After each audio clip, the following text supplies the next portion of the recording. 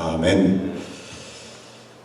멜리데 섬에서 있었던 일이라는 제목으로 함께 하나님의 말씀 나누고자 합니다. 먼저 5월 가정의 달을 맞았는데요.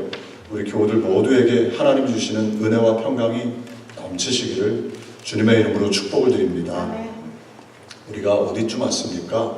벌써 사도행전 이제 마지막 장 초반부를 함께 우리가 읽었습니다. 지난주에 우리가 살펴봤던 것처럼 사도 바울이 로마에 가서 복음을 전하고자 하는 하나님의 비전, 꿈을 가지고 있었지요. 그 꿈을 가지고 비록 신분은 죄수였지만 배를 타고 로마로 항해를 하고 있었습니다. 그때 유라굴로라는 큰 광풍이 불었지요. 죄수였지만 사도 바울 함께 하시는 그 하나님의 음성을 듣고 그 하나님의 음성대로 선포했지요. 내가 속한 바, 내가 섬기는 하나님, 그 하나님께서 밤에 나에게 오셔서 말씀하셨다. 안심하라. 두려워하지 말아라. 하나님이 당신들의 목숨을 다 지켜주실 것이다. 하나님께서는 그 말씀하신 대로 역사하셔서 276명 고스란히 한 사람도 죽지 않고 구조를 받습니다. 오늘 그 구조받은 섬 멜리데에서 있었던 일 두 가지와 함께 말씀을 나누면서 하나님의 은혜를 나누고자 합니다. 첫 번째로 신실하신 하나님을 기억하라. 신실하신 하나님을 만났다입니다.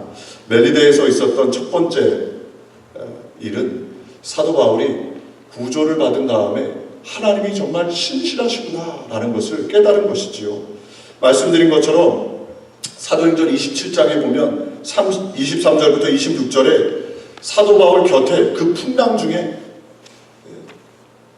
바다가 너무 실거리고 해는 구름에 가려져서 어둡고 심하게 풍랑이 몰아치는 곧 배가 전복될 것 같은 파손될 것 같은 그 위기 속에 사도 바울은 함께 하시는 하나님의 음성을 들었습니다.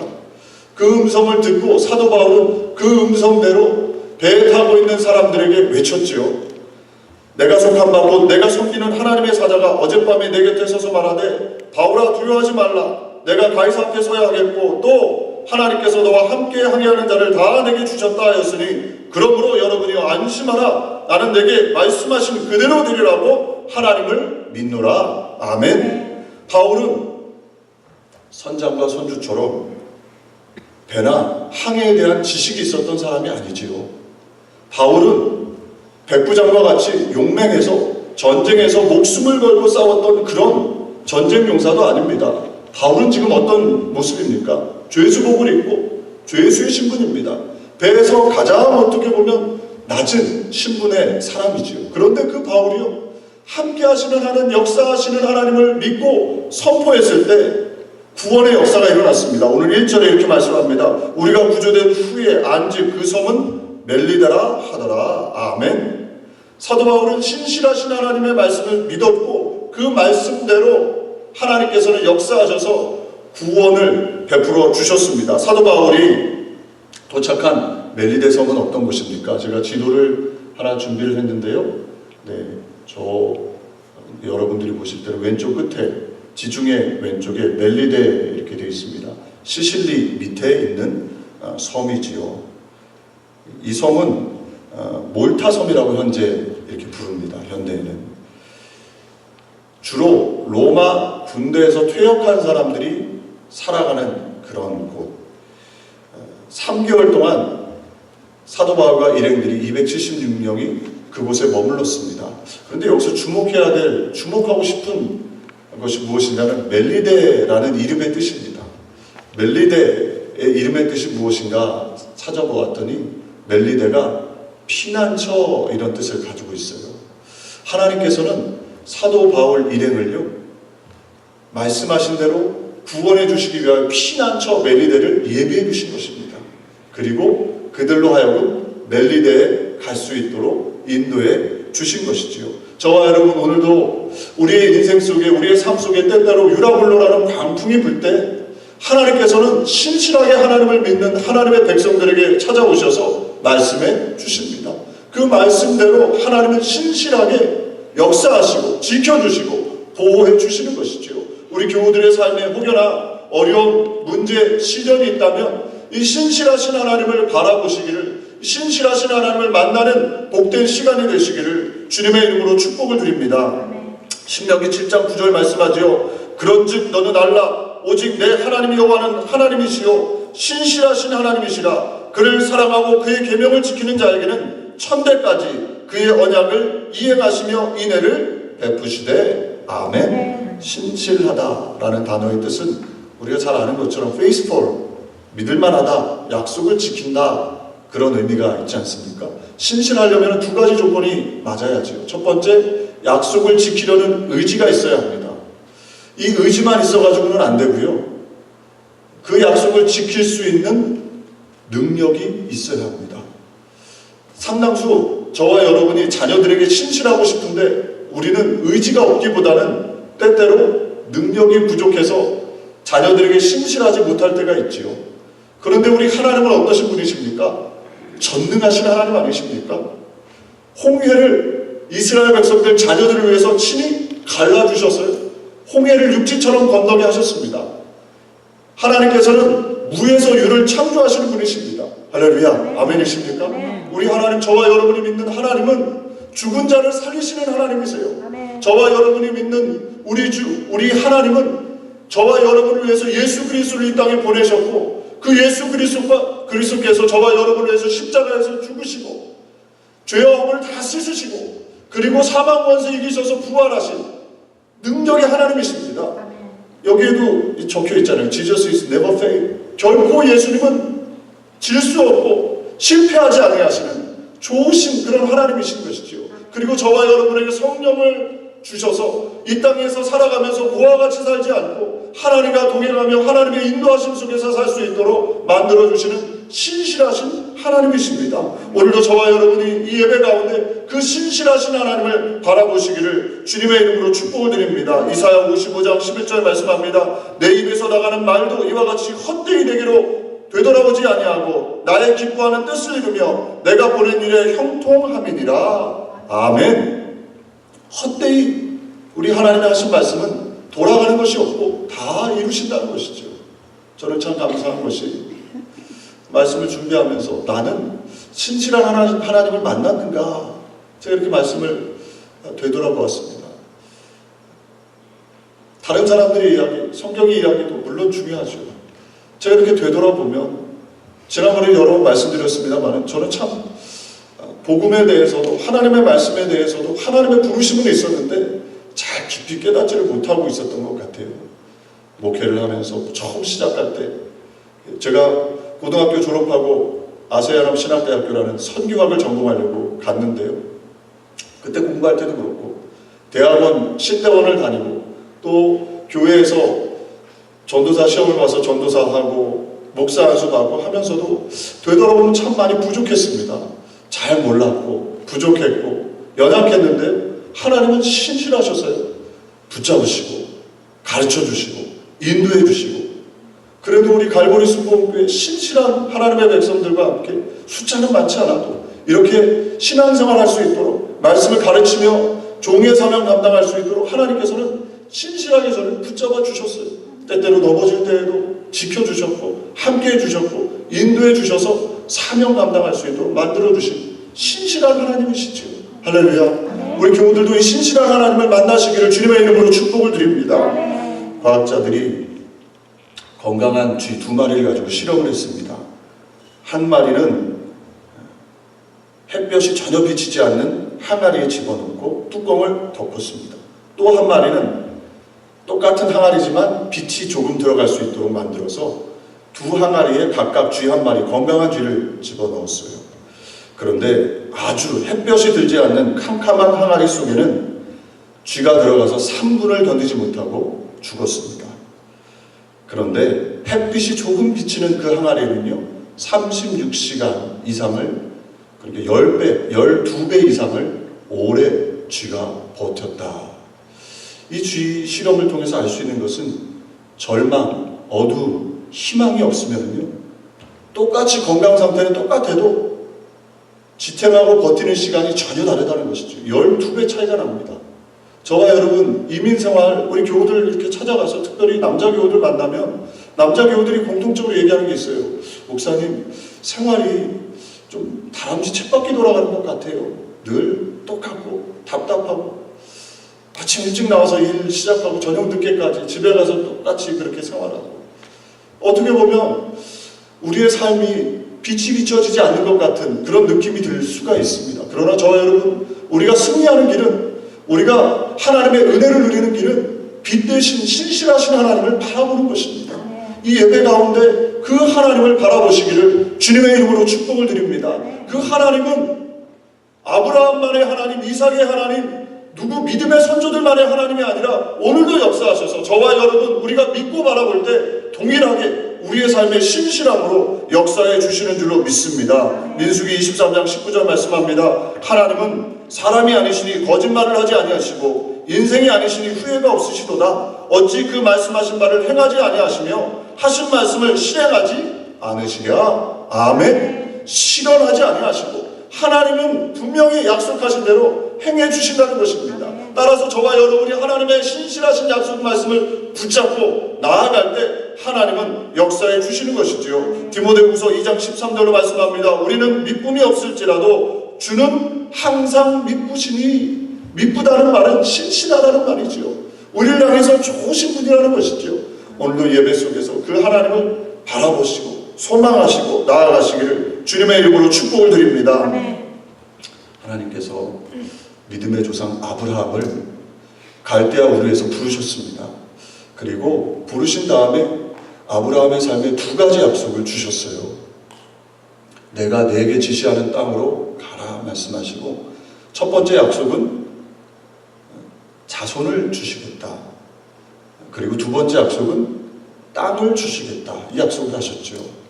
첫 번째 자녀를 주시겠다는 약속은 100세에 우리가 알고 있는 것처럼 이루어졌죠. 이삭을 하나님께서 약속의 믿음의 자손으로 주셨습니다. 전혀 불가능한 100세, 90세의 여인, 100세의 남자가 자녀를 낳았다. 하나님의 놀라운 역사이죠. 하나님께서는 약속하신 것을 그렇게 신실하게 지켜주셨습니다. 두 번째 약속은 언제 이루어졌습니까? 약속한 땅을, 젖과 꿀이 흐르는 땅을 주시겠다는 약속은 언제 이루어졌죠? 제가 말씀을 준비하면서 이렇게 찾아봤습니다. 아브라함이 175세를 살았는데 99세의 약속을 주셨어요. 그러니까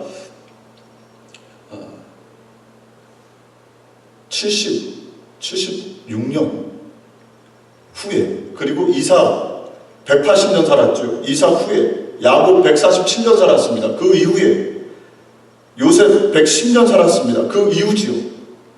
그리고 애굽에 거주한 지 430년, 출애굽해서 광야에 40년, 그리고 나서 여호수아가 정복전쟁을 통해서 7년 정복전쟁을 했습니다. 그 이후에 젖과 꿀이 흐르는 가나안 땅을 주신 거예요. 하나님께서는 약속하신 것을 결단코 잊지 않으십니다. 아브라함이 죽었다 할지라도 계산해 보니까 989년, 약 1000년 후에 약속한 대로 주신 거예요. 할렐루야. 물론 아브라함 살아생전에 받았으면 더 좋았겠지만 하나님의 뜻은 우리와 똑같지는 않습니다. 하나님께서는 하나님의 뜻은, 하나님의 약속을 반드시 지키신다는 것을 말씀을 통해서, 아브라함을 통해서 우리가 알 수 있는 것이지요. 다윗이 하나님 앞에 초립동에 기름 부음을 받았습니다. 왕으로 기름 부음을 받았지요. 바로 왕이 되었던 것이 아니라 하나님은 신실하게 그 약속을 고난과 역경 가운데서도 지켜주셔서 다윗으로 하여금 이스라엘의 왕이 되도록 만들어 주신 것을 볼 수 있습니다. 성경의 수많은 곳에서 예수 그리스도를 이 땅에 보내주실 것이다 약속하신 대로 우리 예수님 이 땅에 오셔서 온 인류를 구원해 주셨지요. 우리 하나님은 신실하십니다. 저와 여러분에게 오늘도 말씀하신 그 말씀은 반드시 이루어지는 것이지요. 오늘도 그 말씀 앞에 귀를 기울이시고 신실하신 하나님, 그 하나님을 붙잡고 나아가는 복된 시간들이 되기를 소망합니다. 선교사 리빙스턴 아프리카 사역을 16년 동안 마치고 그가 사역했던 곳에 식인종들이 많이 있었는데요. 또 뱀도 있고 정갈도 있고 낯설고 물선 곳에서 16년 사역을 하고 본국으로 선교 보고를 하기 위해서 잠시 방문했습니다. 많은 사람들에게 선교 보고를 한 이후에 한 청년이 손을 들고 이 리빙스턴에게 질문을 했답니다. 선교사님, 어떻게 16년이라는 시간 동안에 그 아프리카 땅에서 식인종도 많고 독사도 많고 정갈도 많고 어렵고 힘든 상황 속에서 어떻게 그렇게 혼자서 사역을 잘 감당할 수 있었습니까? 물어봤대요. 그랬더니 리빙스턴 선교사님이 이렇게 고백을 했답니다. 내가 신실하신 하나님, 나에게 말씀하신 그 말씀을 꼭 붙잡았더니 하나님께서 동행해 주셔서 16년 성공적인 사역을 감당했다. 그러면서 두 가지 말씀, 리빙스턴이 받았던 두 가지 말씀을 고백했답니다. 한 말씀은 요한복음 14장 18절 말씀, 내가 너희를 고와 같이 버려두지 아니하리라. 이 말씀이 마음속에 계속 울려 퍼졌대요. 그래서 어렵고 힘든 시간에도 나는 혼자가 아니고 나를 고와 같이 버려두지 아니하시고 하나님이 함께해 주신다. 그리고 마태복음 28장 20절, 볼지어다 내가 세상 끝날까지 너희와 항상 함께 있으리라. 이 말씀을 꼭 붙잡고 나아갔더니 신실하신 하나님이 삶의 역사해 주셔서 사역을 잘 감당했다는 것이지요. 우리 교우들도 어찌하든지 하나님이 말씀하시는 말씀들을 예배 가운데 들으시길 바랍니다. 그리고 그 말씀을 꼭 붙잡고 한 걸음 한 걸음 나아갈 때 하나님께서 우리의 삶에 살아계셔서 역사하시고 신실하신 은혜를 베풀어 주실 줄로 믿습니다. 여러분들은 어떤 말씀을 마음속에 기억하고 계십니까? 어떤 말씀으로 신실하신 하나님을 만나셨습니까? 제가 말씀을 준비하면서 2017년도에 바이블 게이트웨이라는 미국 성경 사이트입니다. 이 사이트에서 조사를 했어요. 미국인들이 가장 좋아하는 말씀, 가장 마음속에 기억하는 말씀, 조사를 했답니다. 여러분들은 어떤 말씀이라고 생각하십니까? 가장 인기 있는 말씀. 저는 요한복음 3장 16절일 줄 알았어요. 그런데 의외로요, 2017년도에 가장 많이 미국인들이 찾고 또 읽고 서치한 말씀이 여호수아 1장 9절 말씀이랍니다. 내가 내게 명령한 것이 아니냐, 강하고 담대하라, 두려워하지 말며 놀라지 말라, 내가 어디로 가든지 내 하나님 여호와가 너와 함께 있느니라 하시니라. 아멘. 이 말씀을 붙잡고 미국 크리스찬들이 신실하신 하나님을 삶 속에 경험했다는 것이지요. 그 다음 말씀이 요한복음 3장 16절, 하나님의 세상을 이처럼 사랑하사 독생자를 주셨으니 그를 믿는 자마다 멸망하지 않고 영생을 얻게 하려 하심이라. 그 다음이 예레미야 19장 11절 말씀입니다. 여호와의 말씀이니라. 너희를 향한 나의 생각을 내가 아나니 평안이요 재앙이 아니니라. 너에게 미래와 희망을 주는 것이니라. 아멘. 이 말씀들을 붙잡고 나아갔더니 신실하신 하나님을 경험했다는 것입니다. 빌립보서 4장 13절 말씀, 우리가 잘 아는 말씀 아닙니까? 우리 말씀을 같이 합독해 볼까요? 내게 능력 주시는 자 안에서 내가 모든 것을 할 수 있느니라. 이 말씀 구절구절들이요, 얼마나 은혜가 되는지 모릅니다. 우리 교우들도 어찌하든 예배 가운데 나의 어떠함, 나의 고난, 문제, 염려 여기에 묻혀있지 말고 신실하신 하나님을 바라보는 예배, 그 하나님을 소망하고 기대하는 예배 되셔서 날마다 그 하나님을 경험하시기를 주님의 이름으로 축복을 드립니다. 사도 바울은 유라굴로 풍랑 속에서 말씀하신 그 하나님을 믿었더니 그 하나님께서 신실함으로 이 멜리데 섬에서 신실하신 하나님을 경험했던 것입니다. 두 번째로 오늘 함께 말씀을 통해서 은혜 받을 내용은요, 사람을 판단하지 말라입니다. 신실하신 하나님께서 약속하신 것처럼 사도 바울이 276명과 함께 구조를 받아서 멜리데 섬에 도착했지요. 그런데 그날은 오늘처럼 날씨가 비가 부질부질 내리는, 그리고 추웠다 성경은 말씀하고 있어요. 그래서 원주민들이 불을 피워서 특별한 사람으로 구조된 사람들을 맞이했습니다. 오늘 3절부터 4절 말씀, 우리 말씀을 같이 합독하기를 원합니다. 바울이 나무 한 묶음을 거두어 불에 넣으니 뜨거움으로 말미암아 독사가 나와 그 손을 물고 있는지라. 원주민들이 이 짐승이 그 손에 매달려 있음을 보고 서로 말하되 진실로 이 사람은 살인자로다. 바다에서는 구조를 받았으나 공의가 그를 살지 못하게 하미로다 하더니. 아멘. 사도 바울이 불을 조금 더 따뜻하게 피우려고 아마도 나뭇가지들을 모아서 불에 이렇게 던졌던 것 같아요. 그런데 그만 그 나뭇가지들 사이에 독사가 숨어 있었던 것이지요. 불에 던졌더니 그 독사가 사도 바울의 손을 물었습니다. 원주민들이 가만히 보니까 뭐라고 말씀합니까? 살인자다. 한번 생각해 보십시오. 사도 바울은 어떤 옷을 입고 있었을까요? 아마도 죄수니까 구조받았다 하더라도 죄수복을 여전히 입고 있었겠죠. 원주민들이 볼 때 사도 바울을 딱 보니까 뭐라 그럽니까? 사이즈가 나온 거죠. 아, 이 죄수구나. 죄수 출신에 독사가 물었어? 아, 분명히 살인자야. 이렇게 판단을 한 겁니다. 그리고 나서 5절부터 6절은 또 뭐라고 말씀합니까? 우리 말씀을 같이 합독해 볼까요? 바울이 그 짐승을 불에 떨어버림에 조금도 상함이 없더라. 그들은 그가 붙든지 혹은 갑자기 쓰러져 죽을 줄로 기다렸다가 오래 기다려도 그에게 아무 이상이 없음을 보고 돌이켜 생각하여 말하되 그를 신이라 하더라. 아멘. 죄수복장을 입고 독사에게 물렸더니 필시 살인자다. 곧 죽겠구나. 그런데 가만히 지켜보니까요, 멀쩡한 거예요. 조금 있으면 쓰러지지 않을까? 곧 쓰러져서 죽겠지 했는데 멀쩡합니다. 그랬더니 원주민들이 뭐라고 생각합니까? 신이다. 두 가지 평가 중에 무엇이 맞습니까? 무엇이 맞는 평가입니까? 둘 다 맞지 않죠. 살인자도 아니고 신도 아닙니다. 원주민들의 평가, 이 평가를 보면서 우리의 모습을 되돌아보게 됩니다. 선입관 가지고 때때로 어렵고 힘들고 가난하고 괴로움에 처한 사람들을 볼 때 우리는 어떻게 보고 있나요? 가난하니까, 어려움을 당하니까, 보아하니 옷차림이 행색이 별로 초라해 보이니까 어떻게 우리는 생각하나요?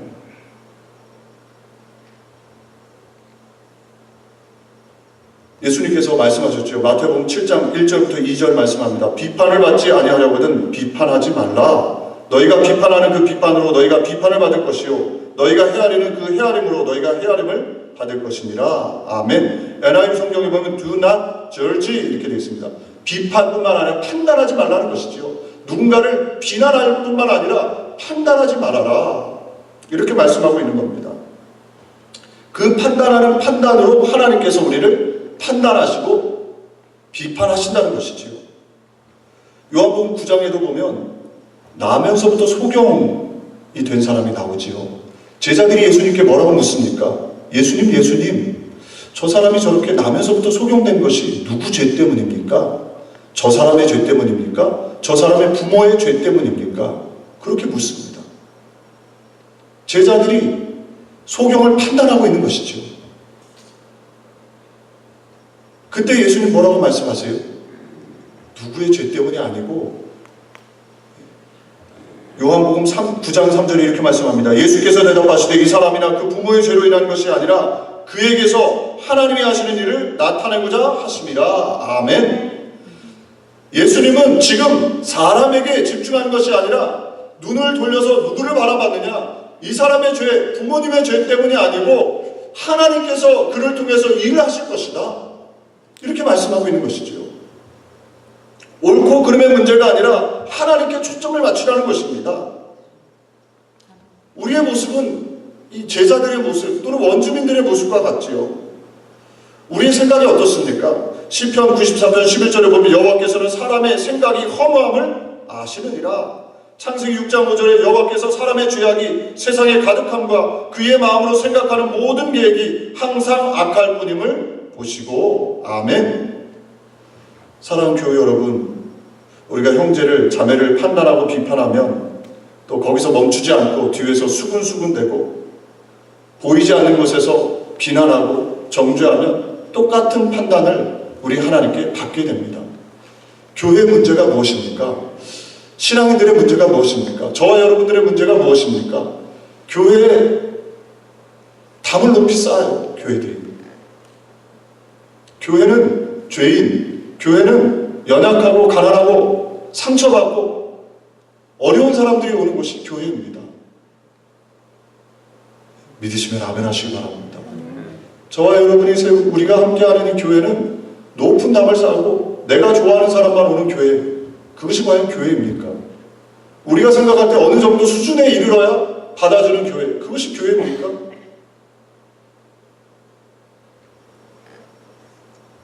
형제를 비난하거나 판단하거나 성도님들을 또 누군가를 VIP를 품고 VIP를 전도할 때 우리가 저 사람은 저러니까 안 돼, 저 사람은 저런 수준이니까 동성애자니까 안 돼, 약을 하니까 안 돼, 저 사람은 사기꾼이니까 안 돼.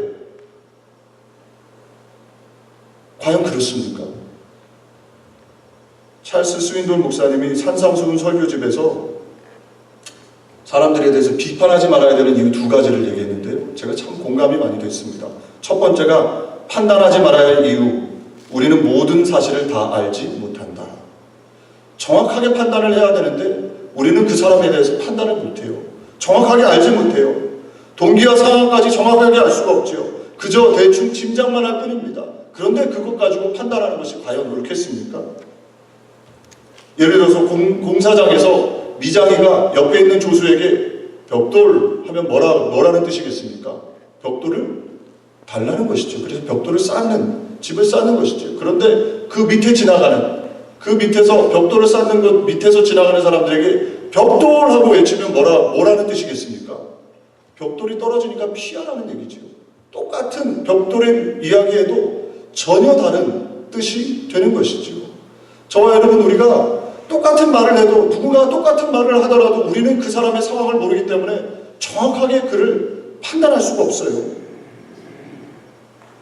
누군가를 비난하면 안 됩니다. 둘째, 우리는 누군가를 판단할 때 객관적인 사고를 할 수가 없습니다.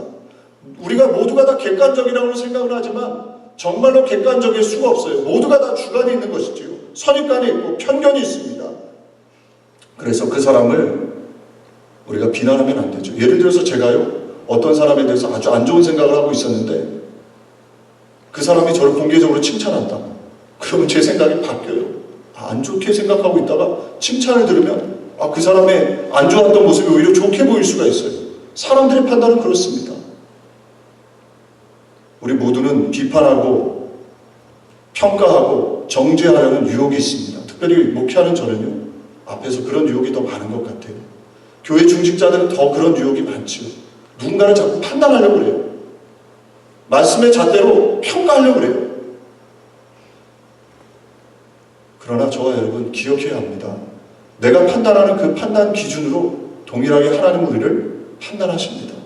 헤아리는 만큼 헤아림을 받는 것이죠. 우리가 하나님 앞에 올바로 서 있는 사람이 과연 여기에 몇 사람이 있겠습니까? 아무도 없죠. 여기 서 있는 저를 포함해서 우리 모두는 다 용서받은 죄인입니다. 이 마음을 잊지 말아야 돼요. 우리가 지금 VIP를 품고 전도를 하는데요, 제가 그런 생각이 듭니다. 어떤 교우들 중에 그런 얘기를 하세요. 목사님, 그 사람은 이렇고 저렇고 저렇고 우리 교회 오면 상처를 줄 수 있는데요. 이해해요, 그 마음. 예, 좋은 사람이 오면 좋겠죠. 그러나 저와 여러분 기억해야 합니다. 우리는 사람을 바꿀 수가 없어요. 저와 여러분이 아무리 노력해도요, 사람을 바꾸는 건 우리의 능력이 아니에요. 그 사람이 주님을 만나게 하면 됩니다. 그 주님을 만나면 변화돼요. 우리가 할 수 있는 게 아니에요. 목회하는 저도 제가 누군가를 못 바꿔요. 아무리 목회 열심히 설교를 해도요, 제가 바꾸는 게 아니더라고요. 누가 바꿀 수 있느냐? 예수 그리스도. 예수 그리스도를 만나면 바뀌어요. 그러니까 우리가 해야 될 일은 무엇이냐? 어찌되든 예수 그리스도를 만날 수 있도록 교회로 초청하는 거예요.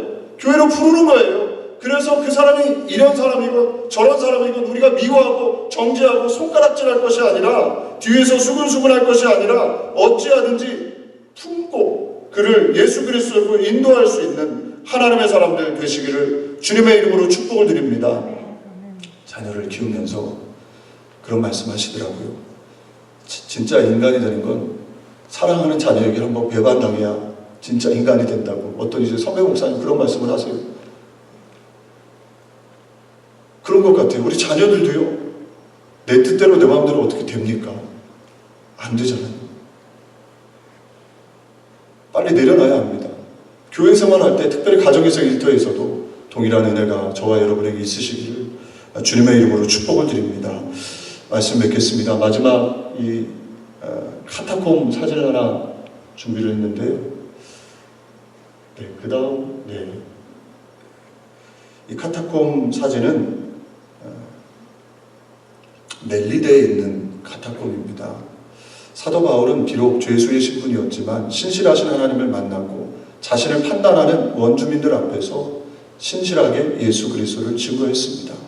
그리고 그 멜리데 섬의 가장 높은 보블리오라는 사람이 사랑으로 그들을 접대해 주었을 때 그 보블리오를 위해서 기도를 간절히 했지요. 그 아버지가 아팠을 때 그 아버지를 위해서 간절히 기도해서 치료받고 또 그곳에 있었던 많은 병자들이 사도 바울의 간절한 기도를 통해 치료를 받습니다. 그리고 그 멜리데에 복음이 들어가서 이 보블리오라는 사람이 교회의 장로가 되고 이곳에 교회가 잠깐 스쳤던 사도 바울의 그 3개월 동안의 그런 하나님의 인도하심 속에서 복음이 왕성히 증거됐던 것을 역사적으로 우리가 볼 수가 있습니다. 사랑하는 교회 여러분, 우리의 삶에 때때로 우리가 원하지 않는 곳으로 우리를 인도하실 때가 있습니다. 내가 생각했던 것과는 전혀 다른 방법으로 하나님께서 일하실 때가 있어요. 사도 바울이 바로 그런 것 아닙니까? 로마로 죄수의 신분으로 유라볼로라는 광풍을 만나기로 그가 계획이라 했겠습니까? 그러나 하나님께서는 그를 그곳으로 인도하셨고 그곳에서 신실하신 하나님 바라보고 흔들리지 않고 자신을 판단하는 원주민들 앞에서도 복음을 증거했을 때 그곳에 놀라운 하나님의 역사가 일어났던 것이지요. 우리 교우들도 동일하게 삶에서, 가정에서, 일터에서 신실하신 하나님 바라보시고 나를 판단하는 어떤 사람들이 있다 할지라도 주의 말씀 앞에 서서 헤아리고 인정하고 사랑하고 품고 복음을 증거하는 하나님의 사람 되셔서 하나님의 영광을 드러내시기를 주님의 이름으로 축복을 드립니다. 기도하겠습니다. 좋으신 하나님, 우리 하나님은 늘 신실하십니다. 그 주님을 찬양합니다. 높여드립니다. 우리 교우들 날마다 그 하나님 만나고 그 하나님을 경험하며 또 그 하나님을 증거하며 판단하고 정죄하고 비판하는 것이 아니라 긍휼히 여기며 사랑하며 용납하고 품에 품을 수 있는 어떤 삶의 자리에서도 복음을 증거하는 하나님의 사람들 다 되게 해 주옵소서. 예수님의 이름으로 기도 올려옵나이다. 아멘. 우리 잠시 묵상으로 기도하겠습니다. 오늘 성찬주일인데요. 흘리신 보혈 씻기신 살 허락해 주신 것